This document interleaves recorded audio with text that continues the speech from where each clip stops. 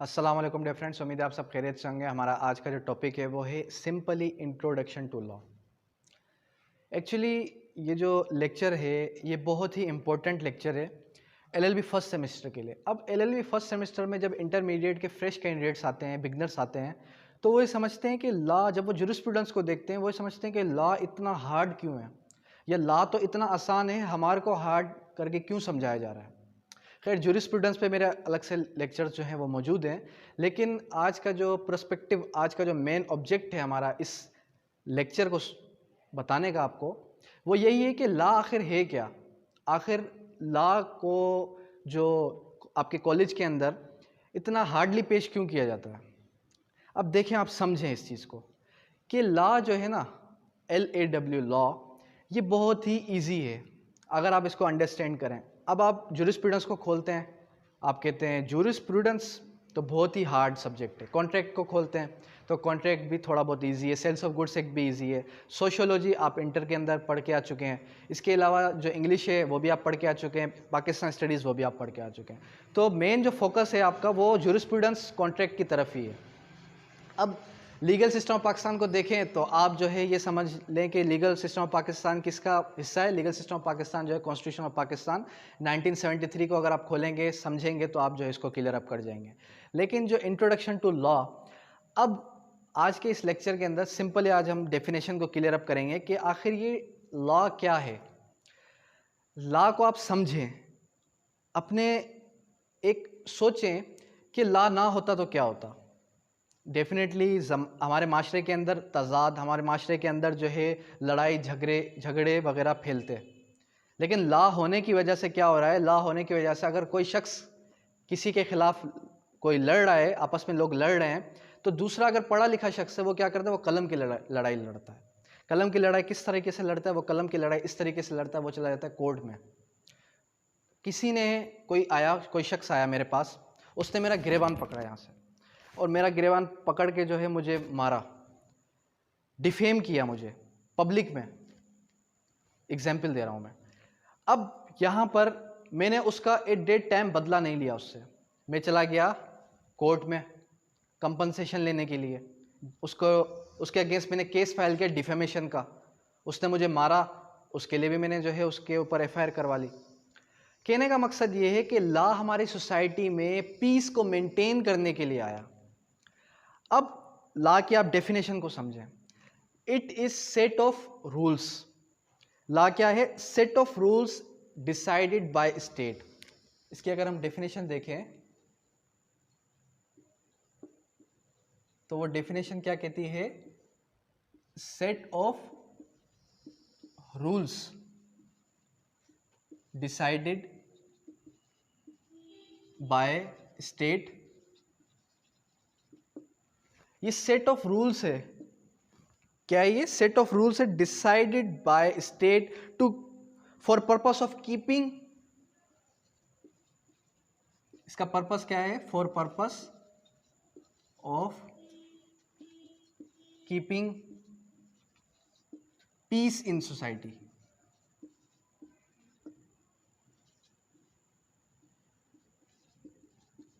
Society के अंदर piece को कायम करना, इसका मेन जो ऑब्जेक्ट, मेन जो पर्पस है, वो मेन पर्पस क्या है?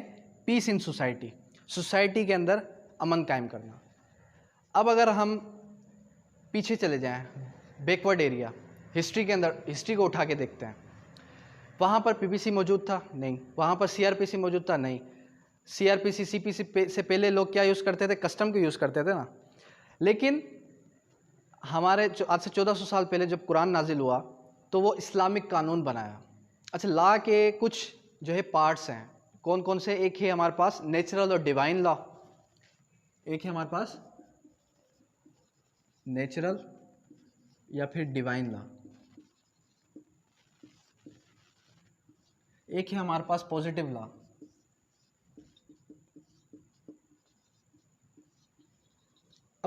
अब समझें आप इस चीज़ को, आप जो है इस चीज़ को इस चीज़ में उलझे मत।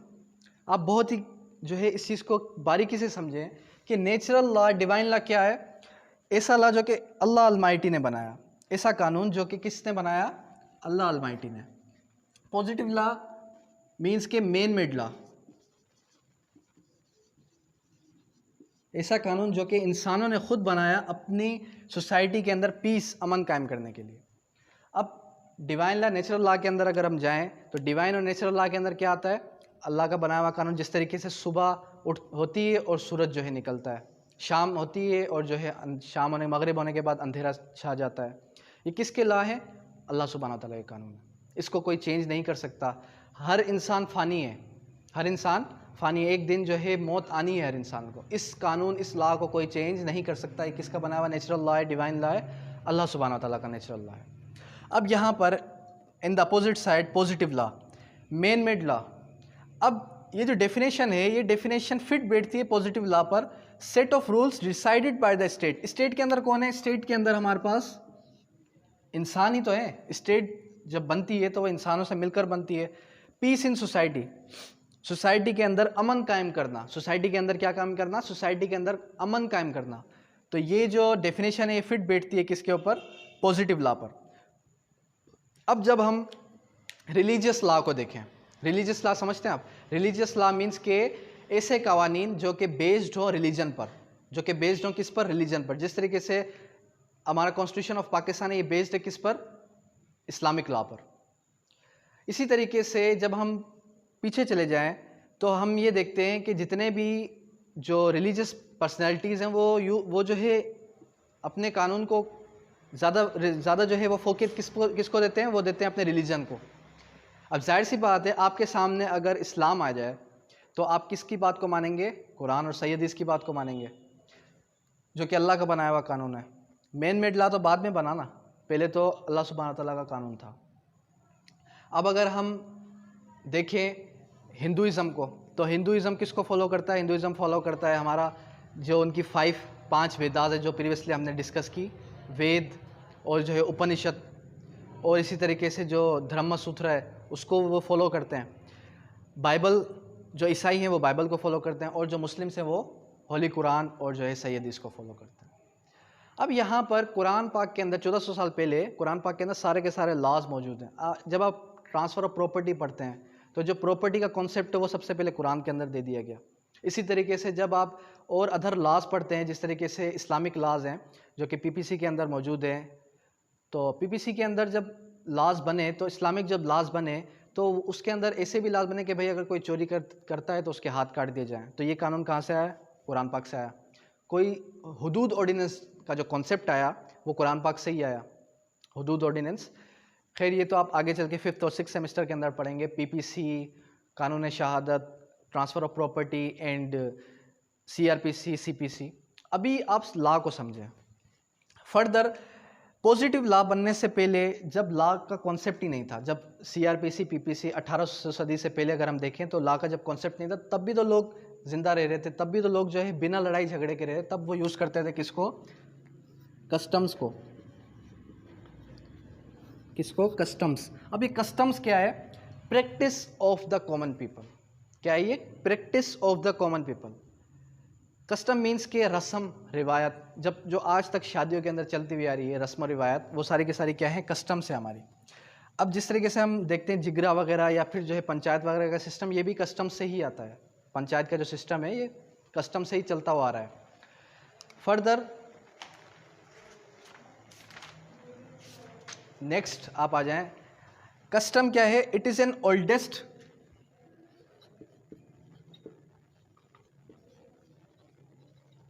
सोर्स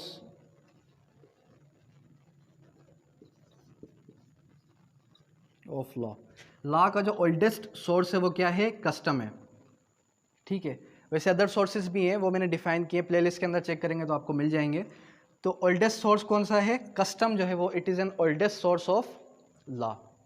फर्दर अगर हम सिंपली, अगर आप अभी भी समझ रहे हैं कि ये सब जो है बहुत ही हार्ड है और जो है ये डेफिनेशन आपके लिए अभी भी हार्ड दिख रही है, तो अभी और इसको आसान कर देते हैं।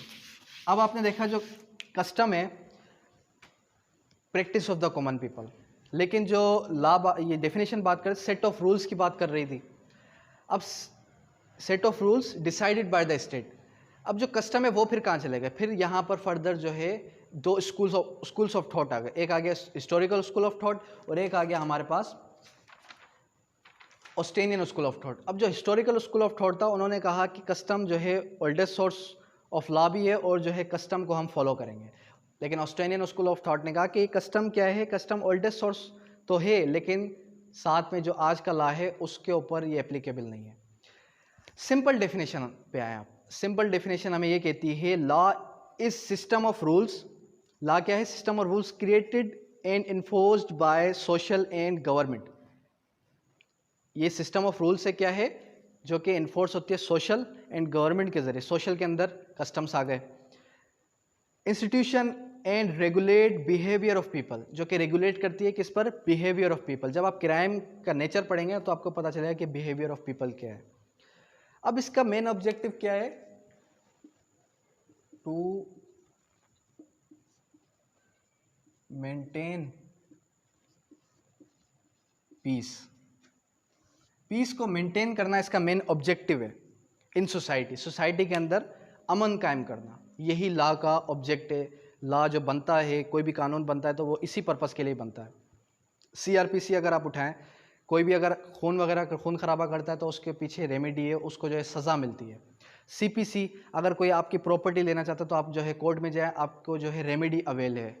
किस तरीके से रेमेडी अवेल है कि आप जो है उसके खिलाफ कोई भी केस फाइल कर सकते हैं, सूट फाइल कर सकते हैं कि ये मेरी प्रॉपर्टी है, ये जो है मैंने ट्रांसफ़र की भी नहीं है इसके नाम पर, ये मेरी प्रॉपर्टी पे कब्जा करके बैठा है। या फिर XYZ कोई भी केसेस हैं, वो सारे के सारे केसेस आपको रेमेडी ही अवेल करते हैं। लॉ क्या करता है? आपको रेमेडी अवेल करता है। लॉ आपको सिंपली एक रूल बताता है कि किस तरीके से हमारी सोसाइटी के अंदर रहना है, किस तरीके से हमारी सोसाइटी के अंदर जो है मेंटेन करना है पीस को। यही लॉ है सिंपली। आपने इसको जो है बहुत ही हार्ड समझा हुआ है, बहुत ही ईजी है ये लॉ।